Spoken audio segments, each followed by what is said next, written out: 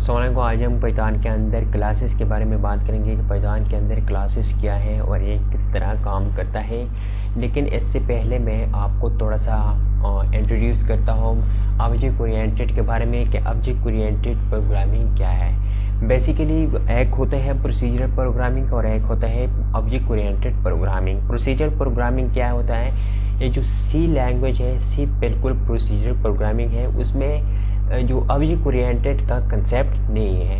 इस तरीके से जब C++ आया तो उसमें ऑब्जेक्ट ओरिएंटेड कंसेप्ट तो आ गया, लेकिन वो प्योर ऑब्जेक्ट ओरिएंटेड नहीं है। ऑब्जेक्ट ओरिएंटेड है लेकिन प्योर ऑब्जेक्ट ओरिएंटेड नहीं है। प्योर ऑब्जेक्ट ओरिएंटेड में जावा, पाइथन एक्सेट्रा इस तरह की लैंग्वेज जो है यह प्योर ऑब्जेक्ट ओरिएंटेड प्रोग्रामिंग है।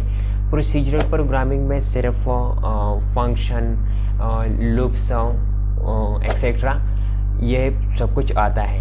और जो ऑब्जेक्ट ओरिएंटेड का कंसेप्ट है इसमें classes, inheritance, encapsulation, polymorphisms, abstraction, data hiding, ये कंसेप्ट क्या है, ये ऑब्जेक्ट ओरिएंटेड का कंसेप्ट है। और इसको हम स्टेप बाय स्टेप देखेंगे कि क्लासेस क्या है, इनहेरिटेंस क्या है, इनकैप्सुलेशन क्या है, पॉलीमॉर्फिज्म क्या है और इसको हम किस तरह यूज़ कर सकते हैं। तो यहाँ पर हम क्लासेस के बारे में बात करेंगे कि क्लासेस क्या है। Classes is a collection of object.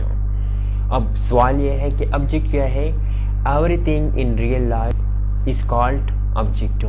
Real world में जो कुछ भी है ये क्या है, ये ऑब्जेक्ट है। लेट्स सपोज कार है, मोबाइल है, लैपटॉप है, जो भी इस तरह की चीज़ें हैं ये क्या है, ये ऑब्जेक्ट है।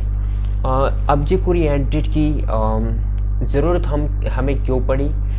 लेट्स सपोज आपके पास आप एक गेम बनाना चाहते हैं या एक ऑर्गेनाइजेशन के लिए बड़ा सॉफ्टवेयर बनाना चाहते हैं। तो लेट्स सपोज मैं आपको अगर कार का एग्जांपल दे, क्लासेस यूज़ करते हैं तो क्लासेस में आप मुख्तलिफ़ किस्म के फंक्शन डिफ़ाइन कर सकते हैं। जिस तरह एस की जो पाए है और किस तरह काम करेंगे, उसकी स्टेयरिंग किस तरह काम करेंगे, ये सब कुछ आप एक क्लासेस की मदद से, सिर्फ क्लास उसका एक कार के नाम की मदद से आप एक क्लास डिफाइन कर लें और उसके अंदर ये जितने भी काम है वो आप इसके अंदर कर सकते हैं। तो यहाँ पर हम फर्स्ट ऑफ ऑल एक छोटा सा एग्जांपल देखेंगे, बाद में हम उसको जब हम एडवांस लेवल पर चले जाएंगे तो वहाँ पर हम इसमें एडवांस काम भी करेंगे। लेकिन फ़र्स्ट ऑफ़ ऑल आपको इसकी कंसेप्ट समझाना बहुत ज़रूरी है। तो फर्स्ट ऑफ़ ऑल मैं एक वेरिएबल देख लेता हूँ कि क्लास के अंदर हम वेरिएबल किस तरह यूज़ कर सकते हैं और इसके बाद हम इसके अंदर फंक्शन देखेंगे। तो यहाँ पर फर्स्ट ऑफ़ ऑल आपने क्या करना है कि यहाँ पर क्लास के नाम से फर्स्ट ऑफ़ ऑल आपने लिखना है क्लास, और क्लास के साथ साथ इसके बाद आपने नाम देना है। तो यहाँ पर मैं क्या करता हूँ कि माई क्लास यहाँ पर मैं देता हूँ। यहाँ पर माई क्लास, मैं क्लास देने के बाद यहाँ पर आपने कॉलन लगाना है। और इसी के साथ साथ फर्स्ट ऑफ ऑल हम एक सिंपल वेरिएबल की बात करते हैं। तो simple variable let's suppose A equal to, यहाँ पर मैं 20 देता हूँ जस्ट आपकी समझाने के लिए। यहाँ पर इसके बाद मैं क्या करता हूँ कि एक वेरिएबल तो मैंने ले लिया, अब इसको हम कॉल किस तरह करेंगे। तो कॉल के लिए यहाँ पर आपने क्या करना है कि फर्स्ट ऑफ ऑल आपने इसका ऑब्जेक्ट बनाना है।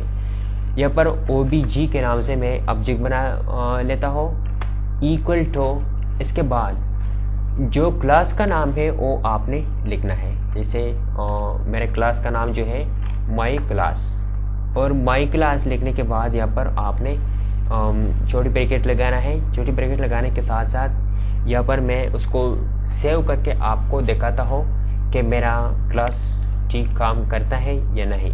तो यहाँ पर आप देखते हैं कि मेरा क्लास बिल्कुल ठीक काम करता है, लेकिन अब ये तो मैंने प्रिंट नहीं किया है, सो दैट्स वाई इसने मेरे को शो नहीं कर दिया। तो जस्ट यहाँ पर मैं क्या करता हूँ कि यहाँ पर प्रिंट स्टेटमेंट का इस्तेमाल करता हूँ, प्रिंट।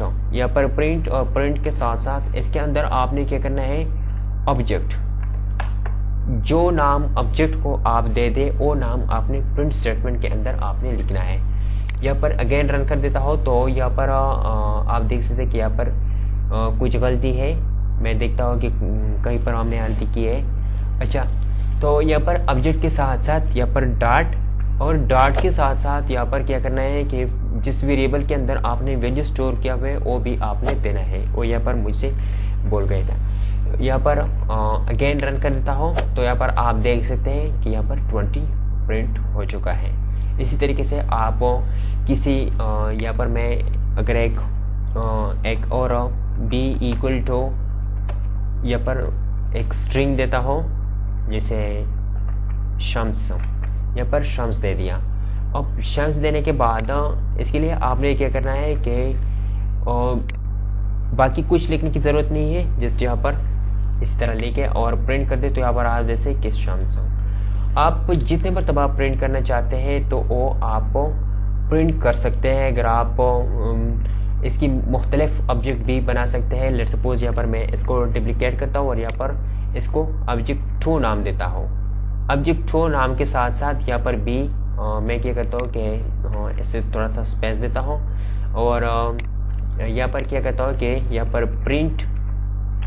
प्रिंट के साथ साथ यहाँ पर जो ऑब्जेक्ट 2 है वो मैं प्रिंट करना चाहता हूँ। तो यहाँ पर ऑब्जेक्ट 2 यहाँ पर ए ये दे दिया और इसको डुप्लिकेट करता हूँ और यहाँ पर थोड़ा सा स्पेस देता हूँ ताकि आपको अच्छी तरह समझ में आ जाए।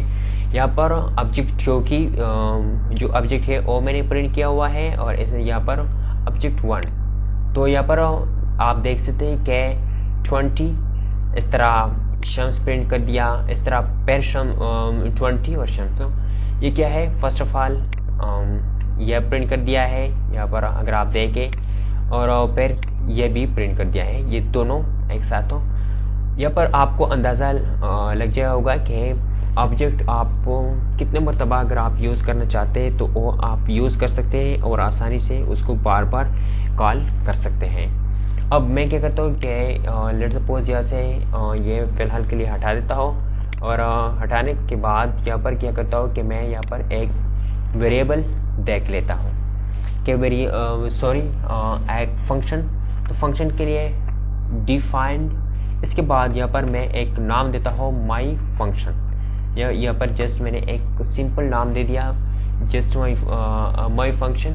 और माई फंक्शन के साथ साथ यहाँ पर जब आप क्लास के अंदर आप फंक्शन इस्तेमाल करते हैं तो यहाँ पर सेल्फ जो पैरामीटर है वो आपने यहाँ पर ज़रूर लिखना है। यहाँ पर सेल्फ और सेल्फ के साथ साथ यहाँ पर प्रिंट स्टेटमेंट का इस्तेमाल मैं करता हूँ। प्रिंट और प्रिंट के अंदर हम क्या करते हैं कि मतलब कुछ इसमें एडिशन करना चाहते। तो यहाँ पर मैं क्या करता हूँ कि यहाँ पर मैं देता हूँ कि 30 + 5, यहाँ पर ये दे दिया।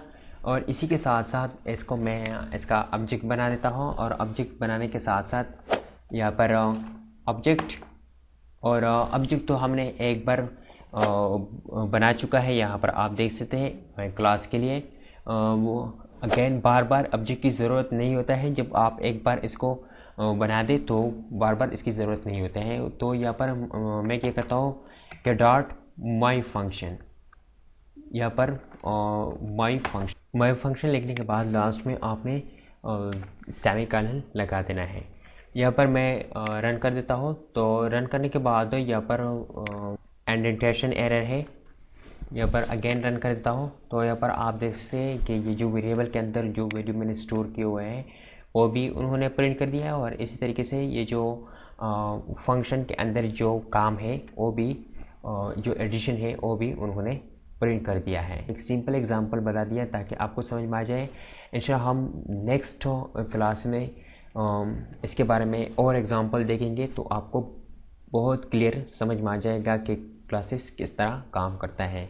सो आई होप आपको समझ में आया होगा। अगर आपको समझ में आया होगा तो प्लीज़ लाइक शेयर कमेंट ज़रूर कीजिए और मेरे चैनल को सब्सक्राइब करना किसी भी सूरत में मत भूलिए।